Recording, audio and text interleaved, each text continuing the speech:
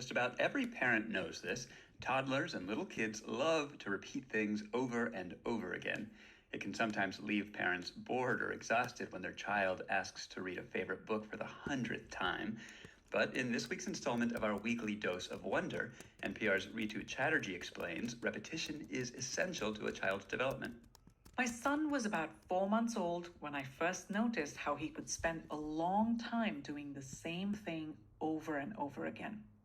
He wasn't doing a whole lot back then besides eating, pooping, and sleeping, but the rest of his waking hours he spent focused on trying to touch the toys in the mobile over his crib. And he kept at it for weeks, even after he'd mastered the work of touching and tugging at the toy. Now, my son is 3 years old and still busy doing things on repeat. Everything from foods he loves to eat, toys he loves to play with, and YouTube videos he loves to watch. These machines also work on night because in the night the crops are wrong, so they cut it in the night. He's watched this video countless times over the past couple of months, so much that I have become allergic to the soundtrack. But the little guy's enthusiasm persists. See, that is the right trick. See, it's pouring in. Oh, it's going to pour what it harvested into the dump truck over there? Yeah. So why do kids love to repeat things? Repetition is a really critical component to early learning. Rebecca Parlakian is an expert on early childhood development at the nonprofit 0 to 3. She says kids are born with a drive to figure out the world around them. So often I hear adults saying, well, how do we motivate children to learn? Oh, you do not have to motivate children to learn. They are driven to master the world around them.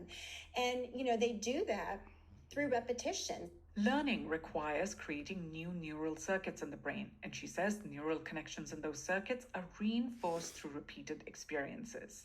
So through practice, they're strengthening these connections and they're, building that infrastructure in the brain. Also, she says babies and children are like little scientists. They're testing the rules of the world when they do things on repeat. Think about a really common scenario, like a child, a baby even, throwing food off the high chair and the dog, leaps on it and eats it up.